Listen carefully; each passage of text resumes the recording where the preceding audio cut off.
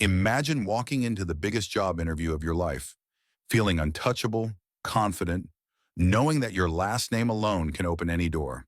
And then, realizing the person sitting across from you is the same stranger you just humiliated on the way there. This is the story of Ronan Mercer, a pilot who thought power came from privilege, until he lost everything in a single moment. But what happens when the very person who destroyed his future is also the one who gives him a second chance? Before we dive in, let us know.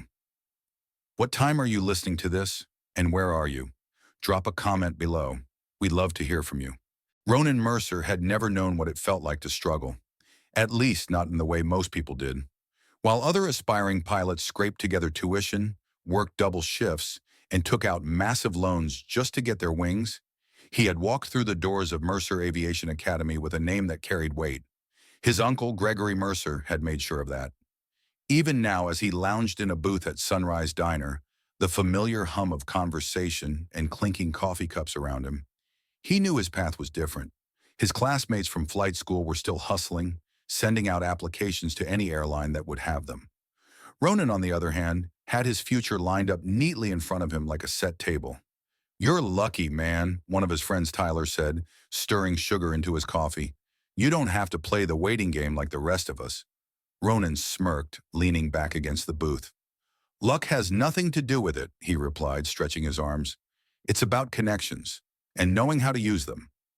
Leo Dunham, who had been sitting quietly across from them, finally spoke. "Connections don't mean you're the best," he said, his tone measured but firm. "It just means you got a head start. The real test comes when you actually have to prove yourself." Ronan rolled his eyes. He had known Leo for years, and while he respected his skills, he couldn't stand the guy's self-righteous attitude. Leo had always been the type to do things the hard way, never asking for help, never cutting corners. And for what? To struggle longer? "Whatever helps you sleep at night, Leo," Ronan said, dismissing him with a wave of his hand. But Leo wasn't done. He leaned in slightly, his gaze sharp. "What happens when you don't have someone to pull strings for you? When you're in a cockpit, alone, with no one to bail you out?" For a split second, something flickered in Ronan's mind. A sliver of doubt. Then just as quickly, it was gone. "I guess we'll find out," he said, flashing a confident grin. His phone buzzed on the table. A message from his uncle. Meeting confirmed. "Tomorrow at 10 a.m. Don't be late." Ronan smirked as he read it. This was it, his golden ticket, the job that would set him apart. "Well, gentlemen," he said, standing up and tossing a few bills onto the table, "I have somewhere important to be tomorrow." Leo just shook his head, taking a slow sip of his coffee. Ronan walked out of the diner, the Florida sun warm against his skin. In his mind, he was already soaring, above the competition, above the doubters. What he didn't realize was that tomorrow, everything he believed about himself would come crashing down. Palm Beach's streets were clean, the kind of pristine that told you only a certain type of person belonged here. Ronan belonged. At least that's what he thought as he drove his sleek sports car down the boulevard, the purr of the engine blending with the ocean breeze. He had timed everything perfectly. The meeting at the LaGrange estate was set for 10 a.m., and he'd arrive with just enough time to make an impression, confident, composed, untouchable. Then it happened. A rusted SUV pulled into his lane, slowing down at an agonizing crawl. Ronan slammed his hand against the horn. "Are you kidding me?" he muttered under his breath. The SUV didn't speed up. Instead, it inched forward like the driver had all the time in the world. "Move!" Ronan shouted, shifting lanes aggressively and pulling up alongside the car. He glanced over, ready to glare at the driver, expecting some clueless tourist or an old man with no business being on the road. Instead, he saw a woman. She was older, maybe late 50s, early 60s. Black, with short-cropped silver hair and sharp eyes that flicked toward him just once before looking back at the road.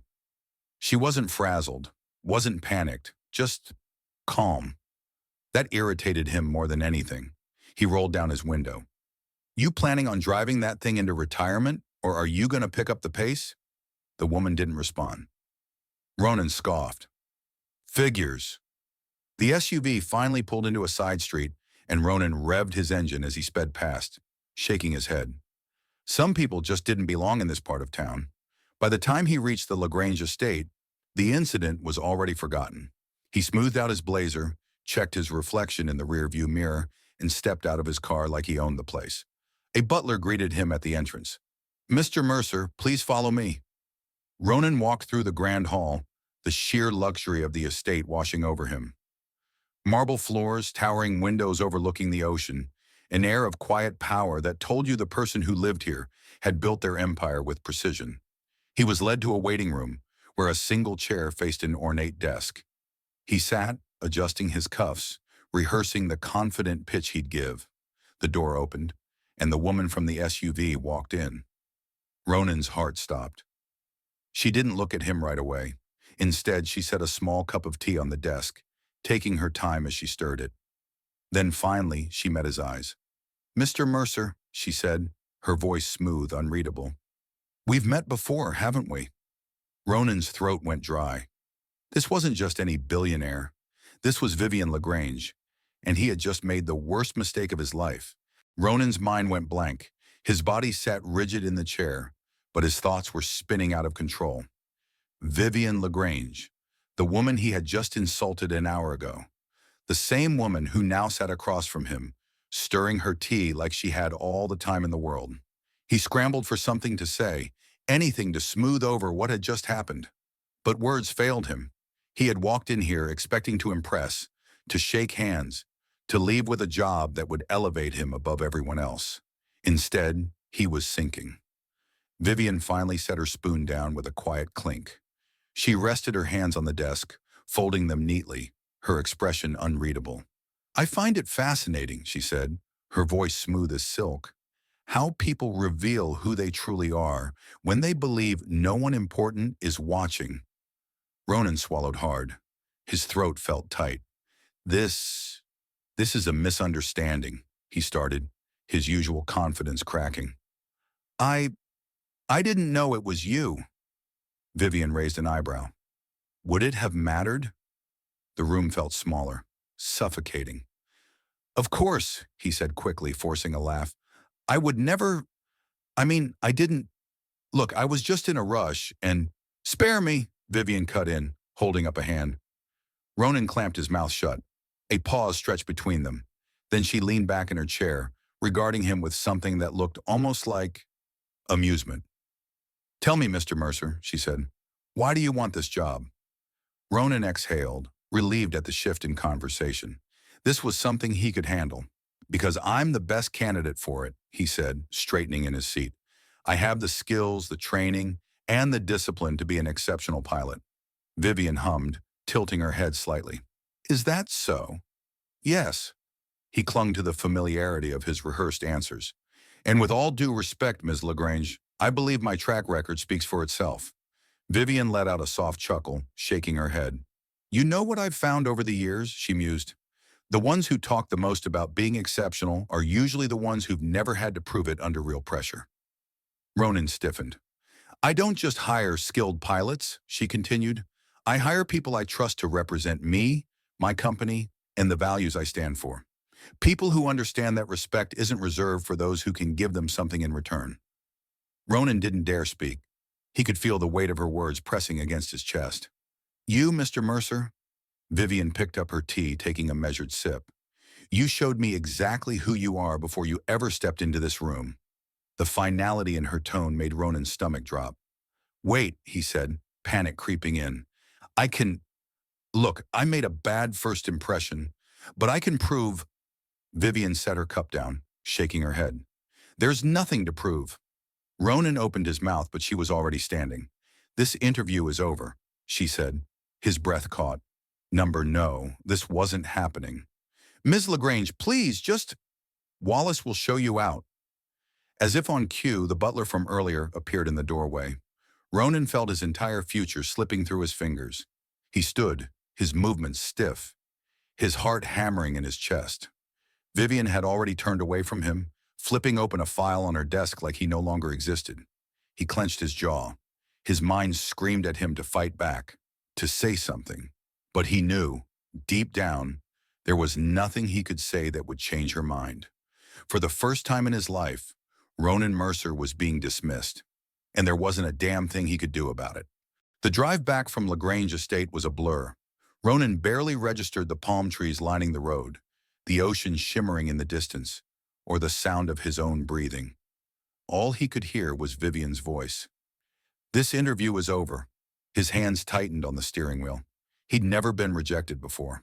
Never. He had spent his entire life knowing that doors would open for him because of his name, because of his connections, because of his uncle.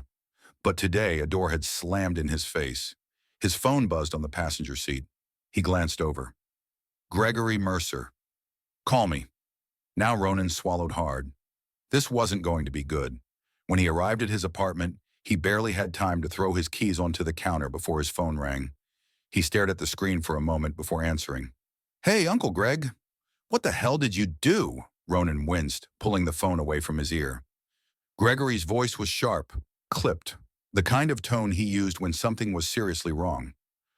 Look, Ronan said, pacing across the room. There was a misunderstanding. I can fix this. You can't fix this, Gregory snapped. Do you have any idea who you just insulted? Ronan clenched his jaw. I know exactly who she is.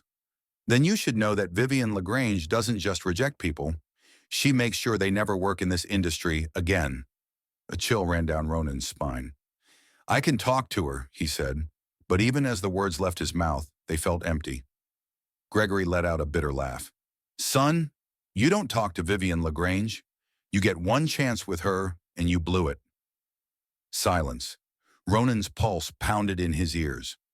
I told people you had potential, Gregory continued, his voice quieter now. I told them you weren't just another entitled kid riding my coattails. And now? Now I look like a fool. Ronan swallowed, guilt creeping in. His uncle had spent years building his reputation in the aviation industry. And now, because of one mistake, Ronan had tarnished it. What do I do? He finally asked. There was a pause. Figure it out, Gregory said.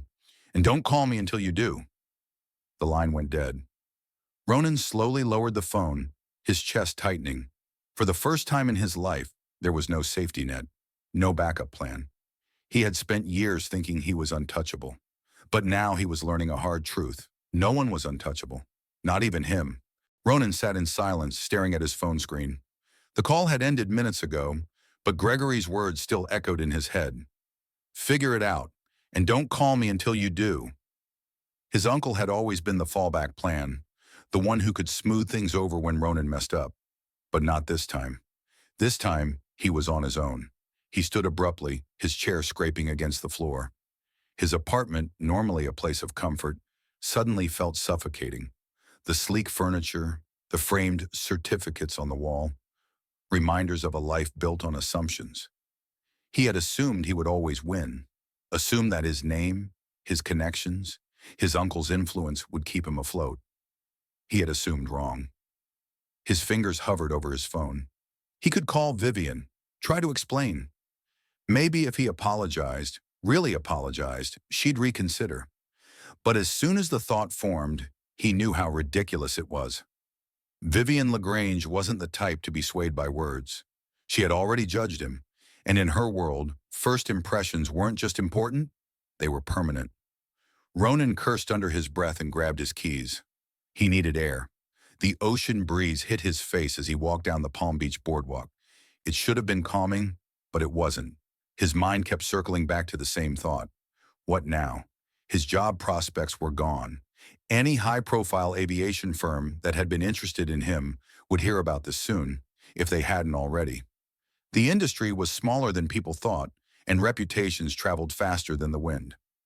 He needed options, and that meant doing something he had never done before. Starting over. The idea made his stomach turn. But what choice did he have? He pulled out his phone and started scrolling through job listings. Not the kind of elite, private sector gigs he had always envisioned for himself. These were different. Regional airlines, cargo transport, flight instructor positions. Jobs that, a week ago, he would have scoffed at. Now they were all he had. His thumb hovered over a listing for coastal cargo aviation, a freight company based out of Miami. It wasn't glamorous, it wasn't prestigious, but it was work. Ronan exhaled sharply and tapped apply. The hangar smelled like oil, metal, and sweat. It was a far cry from the pristine luxury of the private jets Ronan had once imagined himself flying. Coastal Cargo Aviation wasn't a top-tier airline. It was a scrappy, hard-working operation, running small cargo planes to and from the Caribbean, often under less than ideal conditions. The pilots weren't clad in crisp uniforms with gold-trimmed epaulets. They wore worn-out flight jackets, grease stains on their hands, their conversations laced with exhaustion and dry humor. And now Ronan was one of them. The interview process had been brief.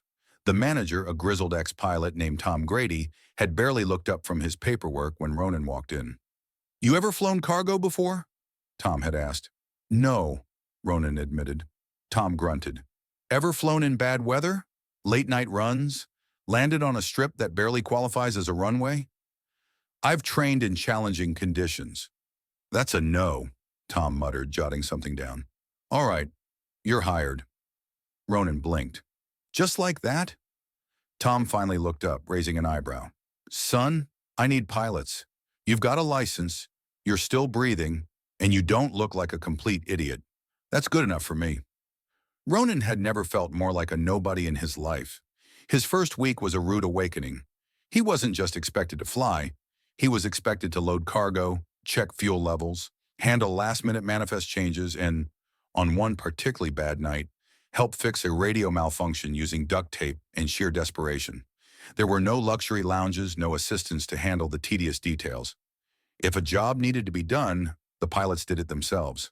And for the first time, Ronan had no special treatment. No one cared about his name. No one gave him an easier route because of his connections.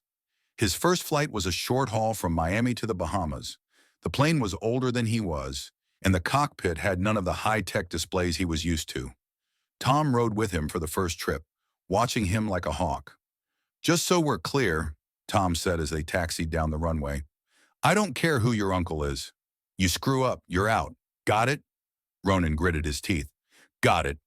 The takeoff was smooth, the air was clear, but halfway through the flight, dark clouds rolled in, and the turbulence started. Ronan tightened his grip on the controls. "You nervous, kid?" Tom asked, unfazed by the sudden jolts. "Not at all," Ronan lied. Tom smirked. "We'll see." By the time they landed in Nassau, Ronan's shirt was damp with sweat. Tom unbuckled his harness and patted the worn-out dashboard. "Not bad, but next time, don't fight the turbulence so much. Let the plane ride it out." Ronan nodded, but inside, frustration gnawed at him. He had expected to ace this. Instead, he had barely kept it together. As he stepped out onto the tarmac, he looked around at the unfamiliar environment. The Caribbean air was thick and humid, the workers around him moving fast, unloading cargo with practiced efficiency. This wasn't what he had planned for himself. But for now, it was all he had, and he had to make it work. Ronan's second flight didn't go as smoothly as the first. The route was simple: Miami to Kingston, Jamaica. The skies were clear, the cargo was routine, and yet something about the weight of the plane felt off. Tom had handed him the manifest earlier that morning, a clipboard filled with numbers and weight calculations that Ronan barely skimmed. He had always been more focused on the flying itself, letting ground crews and logistics teams handle the finer details. But at Coastal Cargo Aviation, there was no luxury of delegation. Every pilot was responsible for making sure their plane was balanced, loaded properly, and ready for the unexpected. Ronan, in his overconfidence, assumed he had it covered. Halfway through the flight, he realized his mistake. The plane was tail-heavy. It wasn't dramatic, but it was enough to make controlling the aircraft a constant battle. Every minor adjustment felt sluggish, delayed. He tried compensating, shifting his weight in the seat, subtly adjusting the throttle, but the uneasy feeling in his gut wouldn't go away. "Come on," he muttered under his breath. The radio crackled to life. It was Leo Dunham. "You struggling up there, Mercer?" Ronan gritted his teeth. Leo was flying a different cargo run, but had picked up on Ronan's erratic course corrections from a few miles away. "I've got it under control," Ronan snapped. "Sure you do," Leo said dryly. "Just curious." Did you check your weight distribution before takeoff? Ronan's stomach dropped. Of course, he had checked it. Hadn't he? He had glanced at the manifest, made sure the cargo was strapped down, but had he actually verified the balance? Had he double-checked? He didn't answer. That's what I thought, Leo muttered. A few minutes later, the turbulence kicked in. Nothing extreme, but with an already unstable plane, every jolt felt twice as bad. Ronan's grip on the controls tightened. His forehead was damp with sweat. He needed to land. Fast. Clearing his throat, he radioed air traffic control for priority clearance into Kingston. He kept his voice steady, professional, like everything was under control. But Leo wasn't fooled. "I hope you learn from this, Mercer," Leo said before signing off. The landing was rough, not disastrous, but not smooth. When the wheels hit the runway, the plane bounced slightly before finally settling. As soon as he shut down the engine, Tom was already waiting for him on the tarmac. "Tell me you didn't ignore the weight balance check," Tom said, his expression unreadable. Ronan hesitated. Lying was useless. I skimmed it." Tom let out a slow breath, shaking his head. "You want to get yourself killed, Mercer? Or worse, get someone else killed?" Ronan didn't respond. "That's the last time you pull a stunt like that," Tom said. "You screw up again, you're out." Ronan nodded stiffly. For the first time in his career, he wasn't just dealing with disappointment, he was dealing with real consequences. This wasn't about pride anymore. It was about survival. Ronan spent the next few weeks keeping his head down, something he had never done before. At Coastal Cargo Aviation, reputation wasn't built on charm or family names. It was built on competence. The pilots judged each other not by fancy degrees, but by how well they handled turbulence, emergencies, and long hours in the sky. Ronan had always seen himself as superior to pilots who did this kind of work. Now, he was one of them, and they weren't impressed. "Look who finally learned how to check a manifest," Leo joked one evening as Ronan triple-checked his cargo load. Ronan ignored him. He didn't have the energy to fire back. His shifts were brutal. Early mornings, late nights, unpredictable routes. His muscles ached from loading heavy crates. His eyes burned from lack of sleep, and the calluses on his hands were a reminder that this was real work. But something strange was happening. For the first time, he actually felt like he was earning something. Every time he took off, he knew he had checked every detail himself. Every landing, no matter how routine, felt like a small victory. He was learning. Not just how to fly under different conditions, but how to be a pilot, a real one. One night, after an especially grueling flight, he found himself sitting on the wing of his plane, staring at the night sky. The air smelled like jet fuel and salt water, a combination he had grown used to. Leo walked over and sat down next to him, silent for a long moment before finally speaking. "You're different," Leo said. Ronan didn't answer right away. "Yeah," he admitted, "I guess I am." And for the first time in a long time, he wasn't pretending. He meant it. Ronan didn't realize how much he had changed until he stepped back into his old life, if only for a moment. It started with a phone call. His uncle Gregory Mercer had been radio silent for weeks, ever since their last heated conversation. Ronan had assumed the silence meant his uncle had washed his hands of him, letting him fend for himself. So when Gregory's name flashed across his phone screen, Ronan hesitated before answering. "Ronan," Gregory's voice was clipped, straight to the point. "Meet me at the Palm Beach Executive Airport, Hangar 6, an hour." The line went dead before Ronan could respond. He debated ignoring it, but curiosity won. Palm Beach Executive Airport was a world away from Coastal Cargo Aviation. Instead of old freight planes and mechanics covered in grease, there were sleek private jets, polished hangars, and men in tailored suits talking into earpieces. Ronan felt out of place. His boots, scuffed from long hours on the tarmac, didn't belong here. His Coastal Cargo Aviation jacket, once a symbol of work he despised, now a part of him, stood out in a sea of pressed uniforms and designer coats. Gregory was waiting for him inside Hangar 6, standing beside a gleaming white jet with gold trim. For a moment, Ronan's old ambition flared up. This was where he belonged, wasn't it? Flying for the elite, living the high life. not sweating over cargo manifests and engine repairs. Glad to see you cleaned yourself up, Gregory said, arms crossed. I was beginning to wonder if you'd spend the rest of your career hauling crates. Ronan clenched his jaw. You called me, he reminded him. Gregory nodded, stepping closer. I've been talking to some people, he said. Despite what happened with LaGrange, there's an opening for a private pilot position. High-end clients, good money.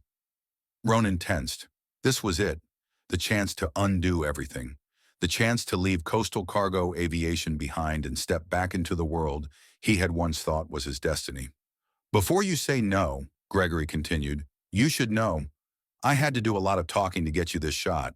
Not many people want to touch a pilot with a reputation like yours. Ronan swallowed hard. And Vivian LaGrange? Gregory's face darkened. She doesn't know, and she won't, unless you screw this up too. Ronan's pulse quickened. He should have felt relieved. Excited even. This was his way back. But something about it felt wrong.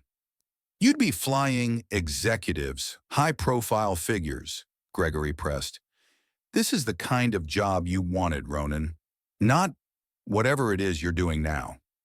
Ronan's grip tightened around his jacket. For the first time, he wasn't sure what he wanted anymore. The offer sat in Ronan's mind like a weight. It should have been an easy decision. The old Ronan would have jumped at it, shaking Gregory's hand, walking away from the grime and exhaustion of coastal cargo without a second thought. But he wasn't the old Ronan anymore. He returned to work at coastal cargo the next day, feeling like a stranger in his own skin. Everything looked the same. The oil-streaked tarmac, the worn-down planes, the smell of fuel in the air. But the question in his mind was louder than ever. Do I really belong here? He thought about the late nights, the grueling shifts, the times he'd been chewed out by Tom Grady, the times he'd barely held it together in a storm. Then he thought about the moments that made it worth it, like when he landed safely despite the odds, or when Leo Dunham, once his biggest critic, gave him a rare nod of approval, or when, for the first time in his life, he felt like he had earned his place, not just been handed it. His shift ended late that night. He sat in the break room, staring at his phone. Gregory was waiting for an answer. Leo walked in, grabbing a water bottle from the fridge. He glanced at Ronan. You look like you've seen a ghost. Ronan exhaled sharply. Something like that. Leo leaned against the counter. What's eating you? Ronan hesitated. Then before he could stop himself, he told Leo everything. The job offer, the private jets, the chance to erase his failure. When he finished, Leo just stared at him, then let out a dry chuckle. And here I thought you actually gave a damn about what we do here. Ronan frowned. That's not what? Leo cut in. Not true? Ronan fell silent. Leo crossed his arms. You want to go back to flying rich people around? Fine. Take the easy road. Forget everything you learned here. But don't pretend like this place didn't change you. Ronan looked down at his hands. The calluses, the oil stains that never completely washed out. Leo shook his head, pushing off the counter. You decide who you are, Mercer. No one else. Ronan stared at his phone one last time. Then slowly he typed out a message. Gregory, thanks for the offer. But I'm staying where I am. He hit send. For the first time he felt truly free. Ronan expected Gregory's response to be immediate, fiery, a demand to explain himself. But the silence stretched on. His uncle wasn't the type to beg or persuade. His message had been clear. Ronan had chosen his path. Now he had to live with it. At first there was a strange relief, a weight lifted. He had made the decision himself, without influence, without expectation. But that relief didn't last long. Reality set in fast. The workload at coastal cargo aviation was relentless. The long shifts, the demanding schedules, the unpredictability of each flight. It all made private aviation look like a dream. And worse, people started hearing whispers about the job he had turned down. You gave up flying private jets for this? One of the mechanics, Charlie, asked one afternoon, wiping his hands on an oil-stained rag. That's a hell of a choice, Mercer. Ronan shrugged. I made the right one. Charlie gave him a look, half skeptical, half impressed. Hope so. Not everyone was convinced. Tom Grady, who had been watching Ronan closely since his first screw-up, finally called him into his office. "Close the door," Tom said, rubbing a hand down his face. "You got a minute?" Ronan sat across from him, already bracing himself. "You've been working your ass off," Tom admitted. "I'll give you that." Ronan waited. "But I need to know something." Tom leaned forward, resting his elbows on the desk. "Are you in this for the long haul, or are you just passing time until something better comes along?" Ronan stiffened. "I wouldn't be here if I wasn't serious." Tom studied him for a long moment, as if weighing the truth in his words. "All right," he finally said, "then let's see what you're made of." The test came faster than Ronan expected. A routine cargo run, Miami to San Juan, Puerto Rico. Nothing special, nothing unusual, until the storm hit. They had checked the forecast before takeoff. Light turbulence, mild winds, nothing beyond what Ronan had already experienced. But forecasts weren't perfect. Halfway into the flight, the sky turned against them. The first jolt was minor, just a small tremor through the aircraft. Then came another, and another. Soon the plane was rocking violently, each gust of wind slamming against the fuselage like a hammer against steel. The radio crackled. It was Leo, flying another cargo run ahead of them. "Mercer, you seeing what I'm seeing?" Ronan tightened his grip on the controls. "Yeah. Storm's worse than expected. You sticking to the route?" Ronan swallowed hard. "I think so." Tom's voice cut in from the co-pilot's seat. "No thinking, Mercer. Make the call." Every instinct told Ronan to power through, keep flying. He had flown in turbulence before. He could handle it. But then he thought about the mistakes he had made before, the times he had let arrogance guide him instead of skill. He adjusted course. "Diverting south," he told air traffic control. "We're not flying through that." For a moment, there was only silence in the cockpit. Then Tom gave a small nod. "Smart call." Ronan exhaled. He hadn't just flown through a storm that night. He had proven, to himself, to Tom, to everyone, that he had changed, that he was a pilot, a real one. The storm faded into the distance, but the weight of Ronan's decision lingered. He had made the right call. That much was clear. But it wasn't just about keeping the plane safe. It was about proving to Tom, to Leo, to himself, that he wasn't the same reckless pilot who had walked into coastal cargo aviation months ago. By the time they landed in San Juan, the sky was clear again, as if the storm had never happened.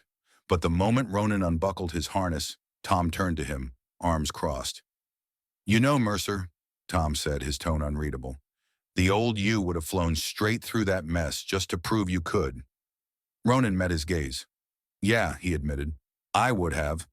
Tom grunted, nodding. "And you would have gotten yourself killed." Ronan didn't argue. He didn't need to. As they stepped onto the tarmac, the air humid and thick with the scent of salt, Leo was already waiting for him, arms crossed, his usual smirk in place. "You actually listened for once," Leo said. "Didn't think you had it in you." Ronan rolled his eyes. "You planning on complimenting me? Or is this just your way of pretending you're impressed?" Leo scoffed. "Let's not get ahead of ourselves, Mercer." But then after a pause, he added, "Still, good call up there." It wasn't much, but from Leo, it was more than enough. For the first time since arriving at Coastal Cargo, Ronan didn't feel like an outsider anymore. 2 days later, Ronan's phone rang. He almost ignored it. He was exhausted from back-to-back flights, and whatever it was could probably wait. But then he saw the name on the screen. Vivian LaGrange. His breath caught. He hadn't spoken to her since the disastrous interview, since she had dismissed him without a second thought. Why was she calling him now? He hesitated, then answered. "Ms. LaGrange." A pause, then her voice, smooth and unreadable as ever. "Mr. Mercer," she said, "we need to talk." Ronan's grip tightened on the phone. Whatever was coming, it wasn't going to be simple. Ronan stood outside the small break room at Coastal Cargo Aviation, his phone pressed to his ear. The hum of maintenance work filled the background, but his focus was solely on the voice on the other end. Vivian LaGrange. She had dismissed him once, walked him out of her office without a second glance. And yet here she was, calling him. His heartbeat quickened. Why now? You still there, Mr. Mercer? Vivian's voice cut through the silence. Ronan cleared his throat. Yeah, I wasn't expecting to hear from you. Vivian was quiet for a moment, then, I've been following your progress. Ronan's jaw tightened. Of course she had. Word travels fast in this industry, she continued, especially when someone like you decides to trade a cushy private sector career for cargo runs out of Miami. Ronan clenched his fist. If you called to mock me, you could have saved yourself the time. Vivian chuckled, just a hint of amusement. I didn't call to mock you, Mr. Mercer. I called because I see potential. More than I did before. He frowned, pacing the length of the room. So what do you want? To offer you another chance, she said simply. Ronan stopped. His fingers tightened around the phone. He had spent months at Coastal Cargo Aviation, working harder than he ever had, proving himself without his last name carrying him. He had finally earned something real. And now Vivian was giving him an easy way out. Why me? He asked. You made a mistake before, Vivian said. But unlike most, you didn't try to take shortcuts back to where you were. You worked. You learned. She paused. That interests me. Ronan swallowed. It wasn't an apology, not exactly. But from Vivian LaGrange, it was the closest thing to one. I won't hire you the way I would have months ago, she continued. If you take this offer, you'll start at the bottom. You'll earn every flight, every responsibility. You'll prove, without your name, without your uncle, that you deserve to be in this world. She let the words settle before adding, So, Mr. Mercer, are you ready for that? Ronan closed his eyes. It wasn't the kind of second chance he had once dreamed of, but maybe it was the one he needed. 3 weeks later, Ronan found himself in the cockpit of a sleek private jet. Not as a pilot in command, not yet, but as part of Vivian LaGrange's team. True to her word, he had to start from the ground up. No luxury, no special treatment. He was being tested at every turn, and he knew it. But this time, he wasn't here because of Gregory Mercer. He was here because he had proven, to himself, to Vivian, to everyone, that he belonged. As he adjusted the flight controls, he caught sight of his reflection in the glass panel. He wasn't the same man who had walked into LaGrange's office months ago full of arrogance and entitlement.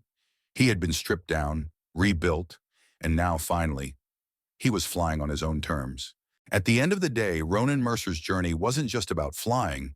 It was about falling and learning how to rise again. He thought power came from privilege, from the right connections, from having doors open for him. But in the end, the only way he could truly succeed was by earning it. This story isn't just about one man. It's about all of us. How do we react when we lose the safety nets we've always relied on? Do we fight to prove ourselves, or do we crumble under the weight of failure? Let us know in the comments. Have you ever faced a moment where you had to rebuild from scratch? And if you enjoyed this story, don't forget to subscribe to the channel so you don't miss the next one. There's always another journey waiting to be told.